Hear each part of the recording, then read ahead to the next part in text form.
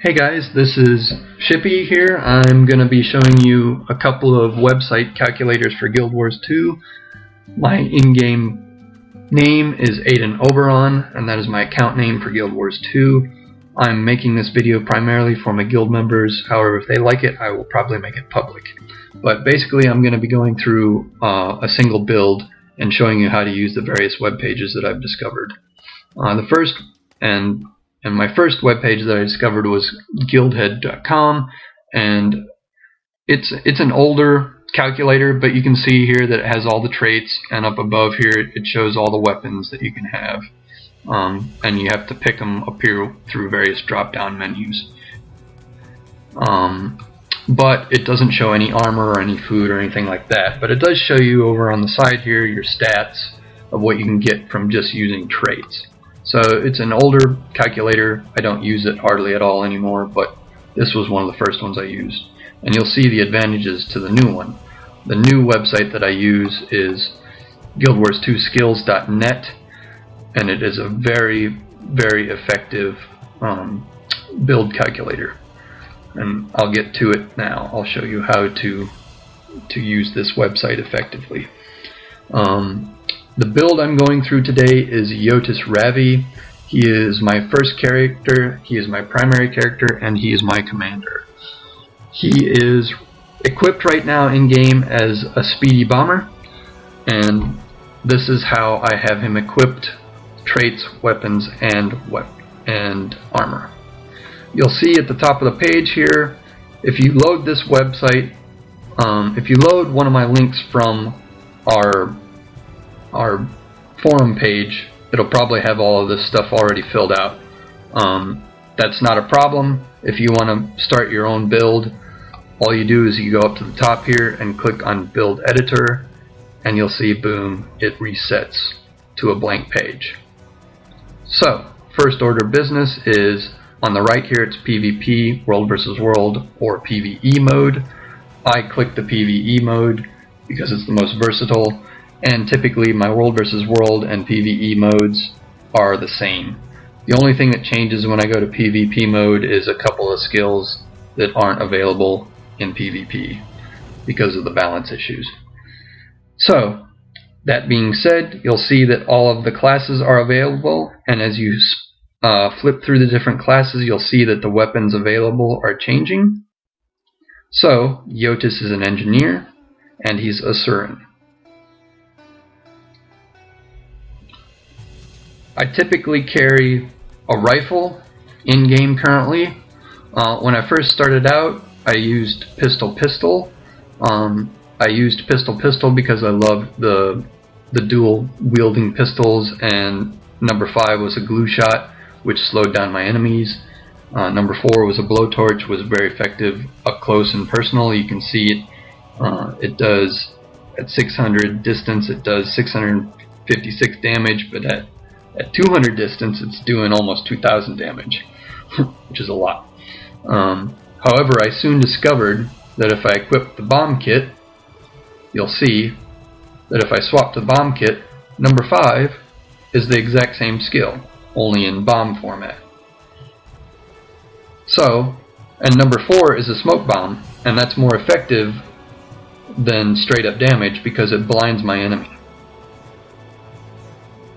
So I rarely use pistol setup anymore. I typically, if I'm going to switch to a pistol offhand, I use pistol shield, because shield has lots of interrupt capabilities and knockback capabilities, which is far superior to the regular pistol.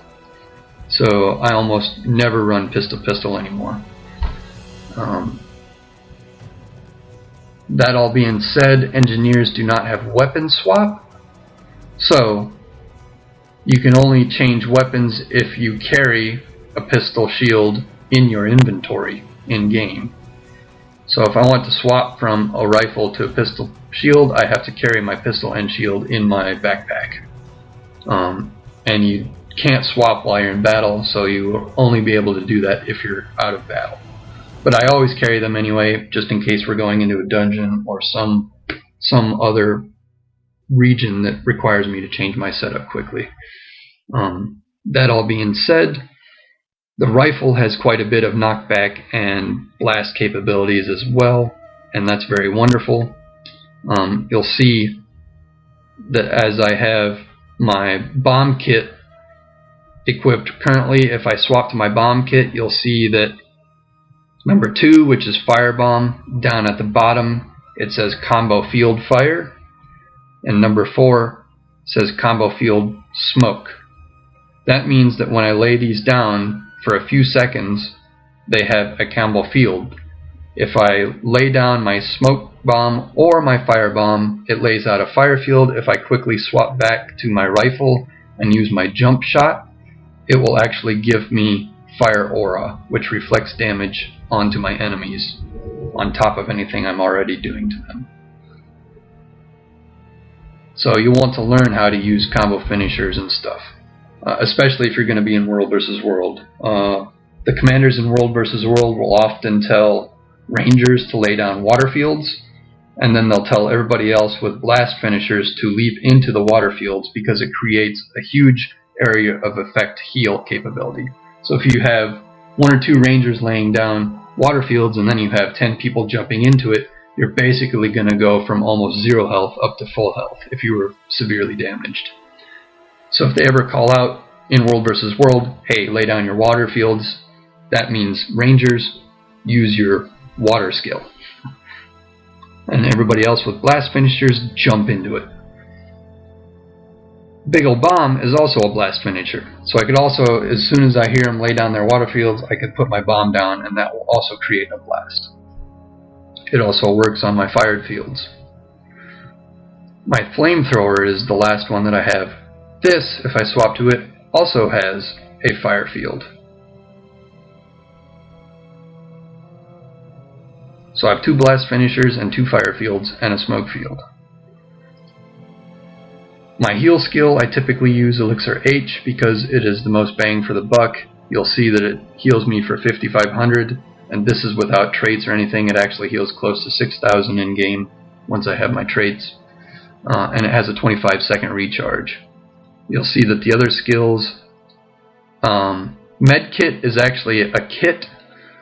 However, if you look at the recharge rate on these, you have to be careful when you time them because it drops bandages on the ground, and each bandage only heals you for 1,000, and it's got a 12-second recharge rate. So if I drop this one, I want to count 1, 2, 3, then drop this one, and then count 1, 2, 3, and drop this one. That way they're staggered, and I'm getting heals of 1,000 every 2 to 3 seconds. However, since this recharges every 25 seconds, I typically go with this one because it gives me all those other nice things, swiftness, protection, and regeneration, so it's actually healing me for 6,000 every 25 seconds. Plus it has an area of effect, heal, so I can help my friends around me and any NPCs around me that are on my side if I toss that on the ground. My last skill that I use is Elixir C, which is great for condition removal. It converts all conditions, with the exceptions of special conditions such as Torment and a few others. It doesn't really work on the special conditions, but everything else it converts into a boon. So instead of having a condition, so you actually want to wait to use this until you have 3 or 4 conditions on you. Or if you have a long-lasting condition. If you have a condition that's like, say, poison, and it's going to last for 20 or 30 seconds, you'll want to get rid of it. Or you can toss Elixir C on the ground and get rid of it that way as well. If you toss it, it only gets rid of 1 condition. So you want to be careful when you toss it. You might want to save it for being stunned or other, like I said, long-lasting effects. I also use the supply crate. This is the best elite skill available to engineers because it has lots of kits and healing power. That all being said, you can see as I have my weapons equipped, it's very important, I think, as an engineer to have at least 1 kit, whether it's your tool kit, your flamethrower, your bomb kit, or your grenades. Where are they at? Grenade kit. Grenade kit. Grenade kits and bomb kits are pretty nice. This build actually works as both pretty well. I love the bombs because they have the extra punch capabilities. But the reason you want kits as an engineer is because you don't have weapon swap capability. So, warriors, rangers, most professions carry weapon swap capability where they have one weapon in one hand, and then you can instantly flip in game to the other weapon set. Say you have a greatsword, then you can flip to a shield axe setup or other. Aiden Oberon, my ranger, for instance, uses a short bow and a longbow, so he swaps back and forth between short bow and longbow for skill recharge. As an engineer, I have to use kits to get those extra weapons. So you'll see, my recharge rate here is 20 seconds, 15, 10, and 10. So if I blast through all of these right away, then they're on recharge, and I have a good 10 seconds of only using hip shot. So to get rid of that, I flip to my bombs or my flamethrower, and now all of a sudden I have 5 new skills that I can blast through. So if I'll blast through all 5 of these skills, and then flip to my bomb kit and blast through all 5 of these skills are recharging even though I've flipped to my bomb kit.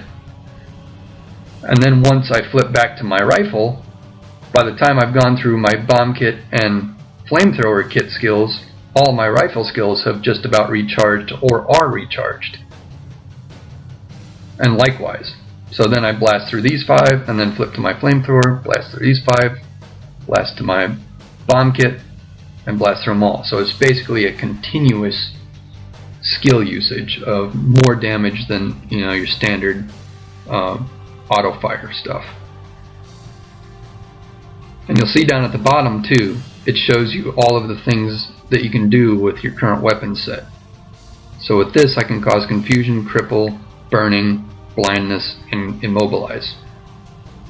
The crippling and immobilize comes from glue bomb, blindness comes from smoke bomb, confusion, which is wonderful because it makes your enemies hurt themselves, and this is 5 stacks of confusion for 5 seconds, which is pretty powerful. The only way to get rid of it is to use condition removal. So if they use their condition removal to get rid of confusion, you've still got all of these other conditions you're dealing out. You'll also see that it has a fire field, and I have a blast finisher, and it shows you what skills grant those if you hover over them. So you see that the fire field is coming from my number 2 fire bomb, and my blast finishers are coming both from my supply crate and my big ol' bomb.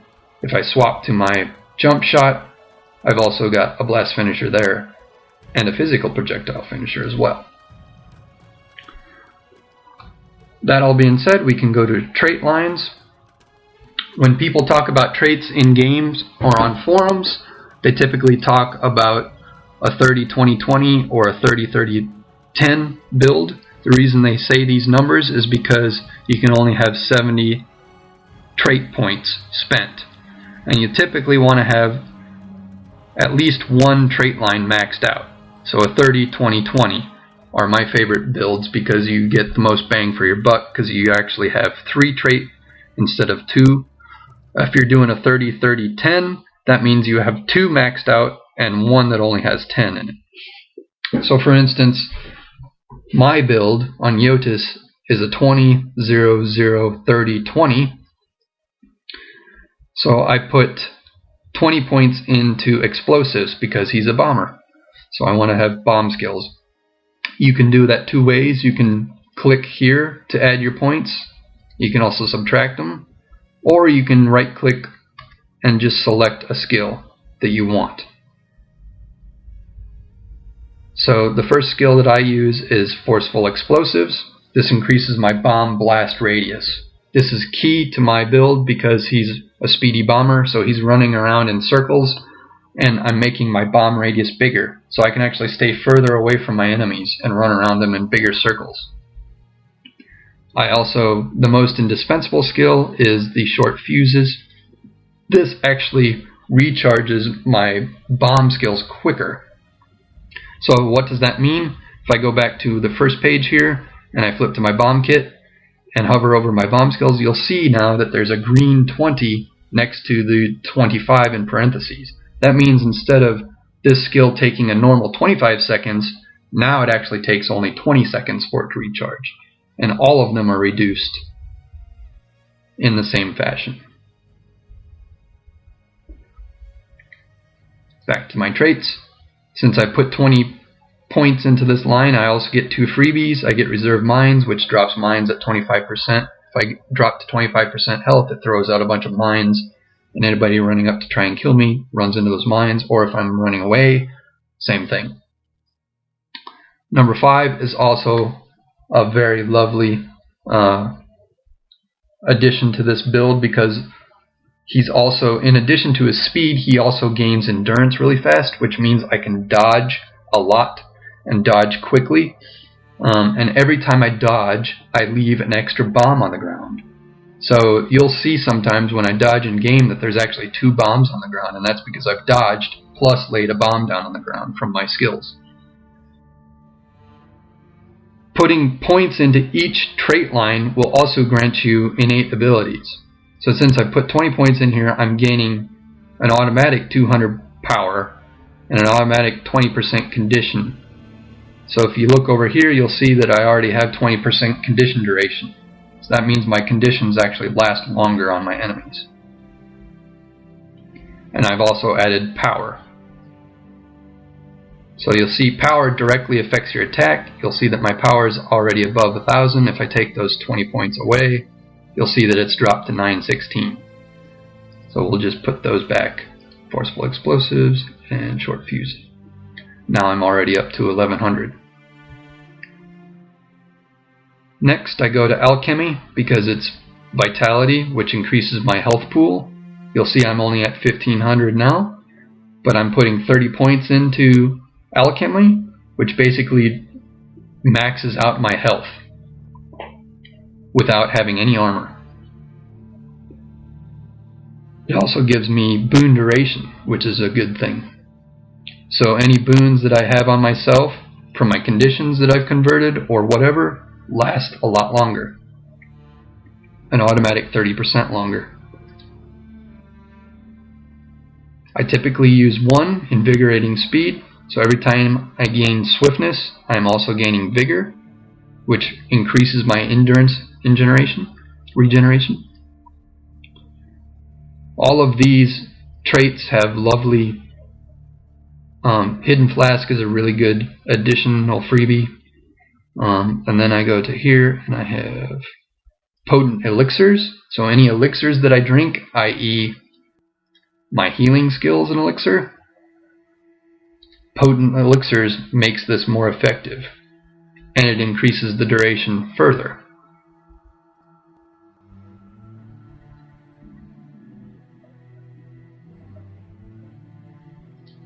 Last but not least, I have a backpack regenerator. So this only works when I'm using a kit. What's that mean? That means I only regenerate health when I'm in my bomb kit or when I'm in my flamethrower. However, as long as I'm wearing these things, I regenerate at least 100 health every tick. But actually in game, since of my traits and any boons that I carry, it's actually closer to 150 health every tick, every second. And you'll see that I also get boon duration here and 300 health. So now you'll see that my health is already up to 18,000. Up from 15,000 earlier. Last, I put 20% into tools. And I go for speedy kits first, because every time I equip a kit, I get a 33% movement and boost, which is the fastest you can go in the game. And actually with my boon duration, it actually lasts close to 8 seconds instead of 6 seconds.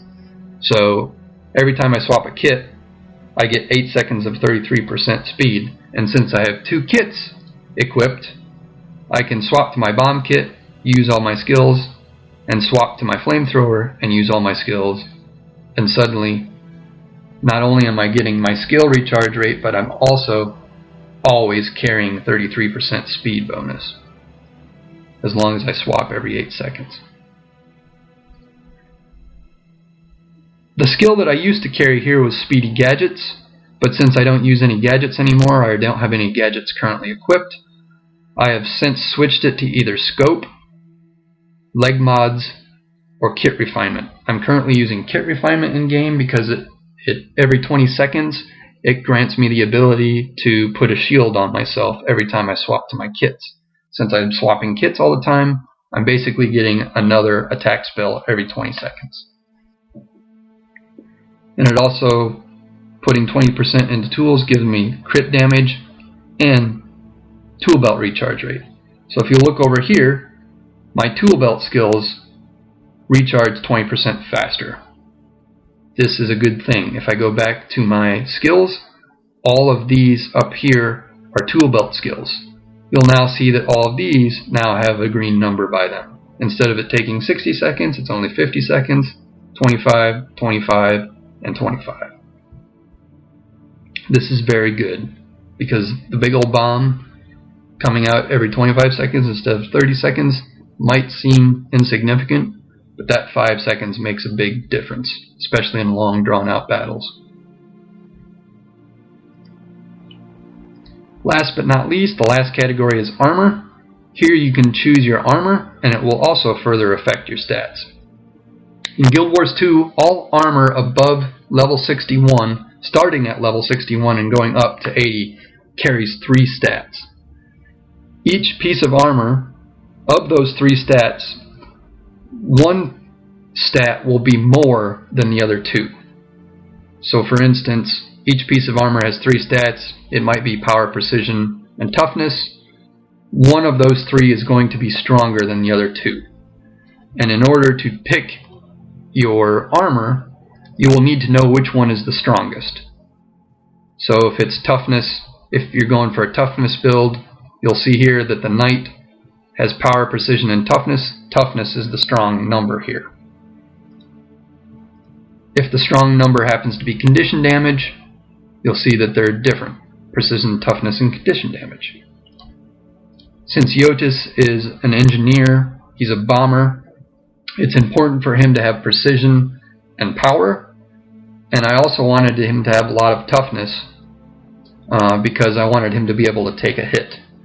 So I've already got a large health pool because of my traits. I'm now going to be increasing my toughness because of my armor.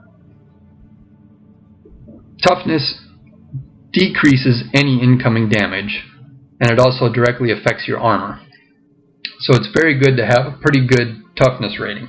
Anybody that has a good toughness rating is probably going to be able to take quite a few hits. If you have very low toughness, you're actually going to feel like a glass cannon. Even if you have lots of health, you're still going to lose that health quickly. So if you feel like you're taking too much damage and you're not survivable, you'll want to try and increase your toughness if possible. Also, every piece of armor carries defense. You'll see it's got a 4th stat at the top in green numbers, defense. These are all set depending on class. Warriors and Guardians are heavy. Their defense number is by statistic just bigger. It is always bigger because they carry the heavy armor. Thieves, Rangers, and Engineers are the medium armor. They are exactly in between the light armor and the heavy armor. The light armor characters are the Elemental, the Mesmer, and the Necro, and they carry the lightest armor, but they also carry the most hit power per skill. So that being said, I'm going to fill out my armor here. Jyotis has a lot of toughness. However, his helmet actually happens to be Zerker because I wanted to sacrifice a little bit of toughness to get my power and precision numbers up. Precision is important because it affects your critical chance. The higher your critical chance, the more extra damage you're going to be doing to your enemies. The lowest your critical chance should be maybe 30%.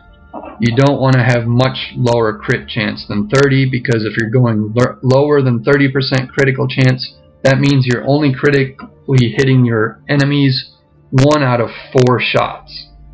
Whereas if your critical chance is around 30 to 33%, that means you're hitting your enemies 1 out of 3 shots. If you happen to be at 50% critical chance, that means 1 out of 2 shots lands as a critical, and if you're above 50%, you're doing some serious crit damage. Aiden Oberon actually carries close to 75% crit damage, sometimes, crit chance. He actually hits about 2 out of every 3 shots as a critical hit. There is a difference between critical damage and critical chance. Precision increases critical chance. You'll see that it says power, precision, crit damage. The 2% crit damage is actually increasing my crit damage here. I've got 22 because of my traits. If you remember, I've got 20% from explosives crit damage. Which one is it? Excuse me.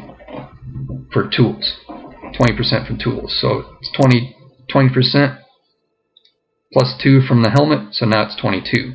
Crit damage increases the amount of damage that you deal out when you actually land a critical. So it's actually increasing your normal attack by 22% when you hit critically. So if you have 100% crit damage, that means every time you critically hit something, you're doubling the amount of damage you do.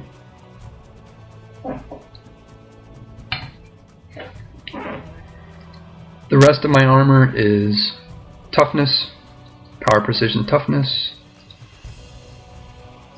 Toughness being the strong number here. If you want to mix and match armor like I do, you'll want to be very careful choosing your stats. Most people go all 6 pieces of armor, all the same thing. So for instance, if you hear people talk about a Zerker build or a glass cannon build, that means they have every piece of armor is Zerker, which means they don't have any additional adds to toughness or vitality or any of the other skills. That's why they're called a glass cannon, because they're sacrificing all of their toughness and vitality and healing capabilities to go max power, max precision, max crit damage. So what's that look like? Let's just do that quick. There's a complete Zerker build. You'll see that I have lots of power and lots of attack damage. If I go complete Zerker here, it makes it even more ridiculous.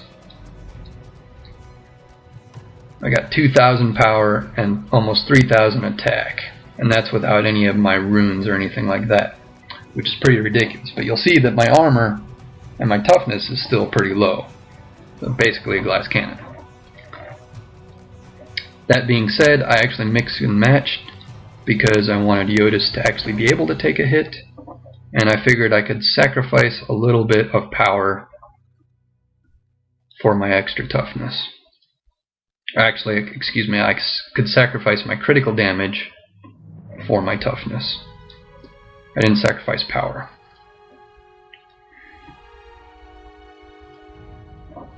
My boots are actually condition damage as the strong suit, because I wanted to have a little bit condition damage on top of my other traits, because as an engineer I'm dealing out lots and lots of conditions.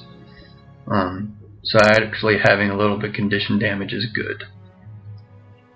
Jyotis right now only has the Soldier's Amulet as Ascended. It was the first piece of Ascended equipment that I ever got. You'll see that it carries toughness, power, and vitality. So I'm now increasing my health pool even further than it already was. So I'm increasing my toughness. My toughness rating is now up to 1200. And my health pool is rising. So I have lots of hit points, and it's hard to take those hit points away from me because of my toughness. toughness directly affects armor also. You'll see that your shoulder pads, your leggings are your strongest defensive pieces. So if you're going to have a main stat, you're going to want those two to be your main stat. So since I wanted my armor to be toughness, I definitely want to make sure that my coat and leggings are toughness, because they are the strongest. You'll see leggings are 218, coat is 338, but it's 101 toughness, and my leggings are 67 toughness, whereas my helmet or my shoulder pads, they're identical, is only 97 and 34 toughness. So my coat is actually 3 times what my shoulder pads is. So when you're mixing and matching stats, you'll want to make sure that your helmet and your boots, or one of the small ones, is actually the stat that you're mixing. Onto my rings. Again, I have soldier rings currently, because they also carry power, toughness, and vitality. Ascended armor. Right now you can only get ascended trinkets. Ascended trinkets all have the capability of having a infusion.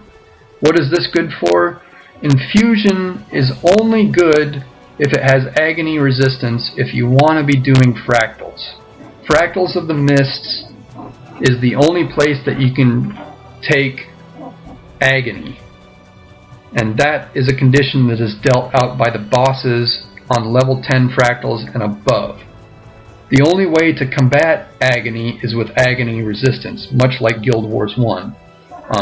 Guild Wars 1 you had to infuse your armor to get agony resistance. So that's where the infusions, quote unquote, come from in Guild Wars 2. So if you want to be doing level 10 fractals and above, you're going to want to have agony resistance. If you don't care about fractals and you want to use something else, there are world versus world infusions where you're getting 5 power and damage to guards and lords. Those are nice to have. There are Omni ones also that are different. However, since Jyotis only has one right now, and he's not a level 10 in fractals, I actually carry the gilded infusion because I want to be rich. I want the extra 20% gold from monsters that I kill. I carry the Assassin's Crest because, again, they're adding more power, precision, and crit on the rings currently until I can upgrade them to better.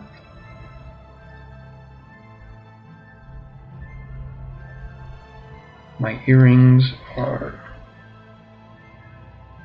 precision. So precision is the large stat, and they have power and condition. And my backpack is the same. It also carries power and precision, but condition is the largest on my backpack. And then I have the ruby, and here I have the coral jewel. So you'll see here that my earring is both, the earring itself is power, precision, condition, and the upgrade is power, precision, condition. Precision being the largest on both of those. So if I was to make this an ascended earring, I would want to go to precision and get the power, precision, condition damage.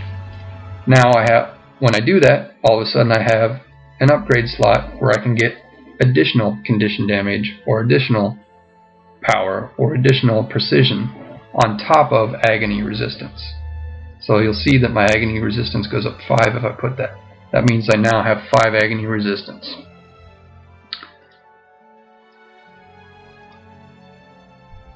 I haven't made that leap yet, so we'll just go back to what I had. Runes are also very important. You can mix and match runes, however it's unwise to do so. You'll want to have most of the runes, you want to have at least 4, if not all 6 of the abilities that it gives you. So let's see what happens if I mix and match runes. We'll just put a bunch of crap power ones on. Now you'll see that I have 25 power here, but I'm not getting any of those others because I only have one of it equipped. So all these are giving me 25 power. You'll see that my power has gone up significantly, but I'm not getting any of these other cool effects.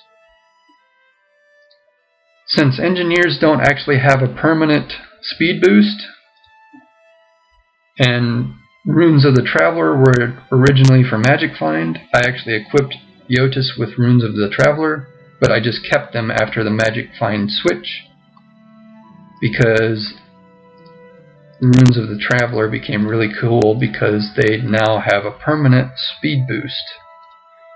And you'll see that once I have all of these equipped. You'll see that I'm gaining all my abilities, 25% movement speed at the very bottom there. That means without using any of my weapons, kits, or any traits, I'm always going to be 25% movement speed. Weapons are also important. I'm currently in the process of crafting ascended weapons for Jyotis, but he doesn't have them yet. He carries precision rifle, and I keep my water weapons identical to my surface weapons. That being said, I don't want to get into the water and have a different stat setup than I'm used to above ground. So I want to be able to fight in water the same way that I can fight above ground. I typically use sigils that create stacks. That means they give me additional bonuses every time I kill something. So you'll see here, the Superior Sigil of Perception grants me plus 10 precision every time I kill a foe. You can have up to 25 stacks. So if I have killed 25 foes and I've not been downed, I'm going to be carrying around an additional 250 precision because of that sigil. You don't want to double up. I know I said the weapons you want to have the same, but you don't want to double up on sigils. So since I have Superior Sigil of Perception above ground, underwater, I want to carry something different. Since I'm creating all this chance for crit, I'm going to choose to put something that is on critical hit when I'm underwater, and I'm going to use Superior Sigil of Fire. I know it sounds silly that I'm underwater, but every time I critically hit, this has a 1 in 3 chance of triggering a Flame Blast, which deals almost 800 damage, in addition to your regular damage, which is very powerful. So, what's that look like? The Superior Sigil of Perception, you'll see that I have 0 stacks right now. You'll see that my precision is not increased and my critical chance is at 36%. Let's add 5 kills to that. Oh wow, look, I've gone up. Let's add 15 kills to that. Look at that. 25 kills. At 25 kills, I'm at almost 50% critical chance, whereas without my stacks, I'm only at 36. So let's go back to 25 kills. Might. You typically don't have 5 stacks of might unless you're in World versus World, where I've seen up to 20 stacks of might at one time, but typically it's only 5 to 10. So might increases both power and condition damage. So you'll see if I take might off, it goes to 0. If I take might back on, condition damage goes up to 500 and power goes up to 2000, and I'm hitting for 3000 on my attacks, which is pretty significant. You always want to have food active in Guild Wars also. So for your buffs on Jyotis, I typically carry Magic Find boosting food. However, if I'm going to be in World vs. World or a dungeon and I know that I'm going to want extra precision so that I can increase this number even more, we'll go to precision food. Let's see what 100 precision gains me. Look at that, it's put me up to 52% critical chance now. I've crossed the 50% threshold, so now I'm hitting every other shot as a critical chance. And I can further this by adding more precision. Now I'm at almost 60. I'm almost hitting every 2 out of 3 shots, as long as I have my potent master oil. You'll notice in Guild Wars, Potent Master Maintenance Oil is very expensive to produce, and it's very expensive to buy. If you're short on cash or short on materials, Quality Maintenance Oil is a very reliable alternate because it actually uses Tier 5 materials, which are significantly cheaper than Tier 6 materials. And you're only losing 1%. You'll see that this is 6% and 4%. This is 5% and 3%, but it's less than half the price of what it is to make these. It's actually a third or a fourth the price of what it is to make Potent Master Oil. So it's almost more cost effective to make Quality Maintenance Oil or buy it.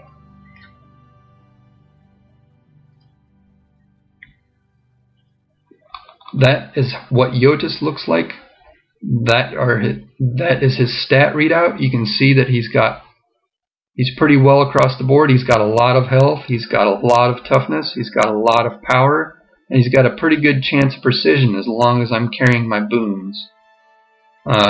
If I'm down and I lose my stacks, even with my food active, I'm still carrying almost a 50% chance. So it's very important that you have that food active. As soon as I lose my food, I'm back down to 30% chance.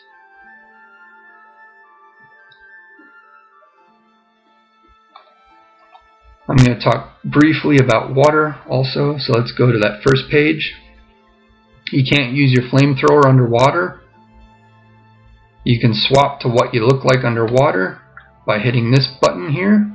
Now you'll see that my skills have changed. I can't use flamethrower, so I typically opt for the elixir gun, which is very similar to the flamethrower, for underwater. It's advantageous to use this because you'll see here that my tranquilizer dart actually shoots quicker than my standard attack. My homing torpedoes fire every 1 second. The dart shoots every 3/4 of a second. And I also have blast finishers and water or light fields all in the same toolbar. So if I hit number 5, it creates a healing field and a light field. And then I hit number 4 and it gives me a blast finish, which creates retaliation on top of leaving all this other cool stuff.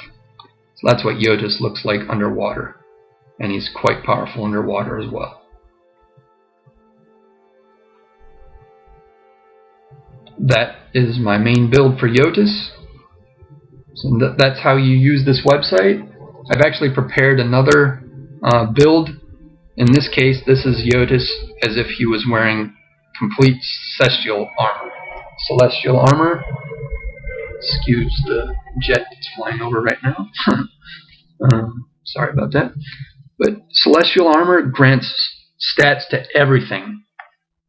So I'm actually working on making celestial armor for Jyotis because I like the stat boosts that it gives me. You'll see that my health here with full celestial stats is actually more than my current build. You see my health here is only 20,000. If I go to celestial armor, it's 22,000. I'm losing a little bit in toughness, but not much. You'll see that my toughness here is 1,400. My toughness here is only 700 less. That's pretty insignificant loss considering I gained 2,000 in health. I also have almost 100% crit damage here, whereas on this build I'm only at 45%. My boon duration is still 45%. My healing is much better. You'll see this guy on my current build is Jyotis. He can't heal very well. But on this guy, he heals a lot better. His crit chance is even more. Excuse me, it's slightly less. I'm sorry about that. Slightly less, but I'm not sacrificing much crit damage. The damage that I'm sacrificing in crit chance is pretty insignificant, and I'm actually gaining a lot more than I'm sacrificing because my armor rating is still pretty high, but my power is even more, and my crit chance is significantly more, and my healing is significantly more. My condition damage is even more. Not by much, but it's more. So this is what I hope Jyotis will look like in the future. But this is what he looks like right now, which isn't too shabby. Another thing to note, one last thing to note, when you're buying your runes for your character, you'll want to have 7 runes. Instead of 6, you'll want to buy 7, because when you flip to water, as you'll see in game, when you flip to water, you actually flip to your water helmet underwater. And if you don't have your 6th rune on your water helmet, you will lose that skill. I'll show you that as soon as this page loads. So it's very important to actually buy 7 runes so that you can equip your water helmet with the same rune as you carry above ground. You'll see that I have a regular helmet here with a superior rune of the Traveler. If I go underwater, I actually lose that helmet and it flips to this. But since I have my superior rune of the Traveler on my helmet for underwater, I still maintain my 25% movement speed underwater, which is why I'm so fast underwater. Z constantly complains that I swim too fast. Well, that's pretty much it for the build. I hope you liked this video, and I hope it isn't too long-winded.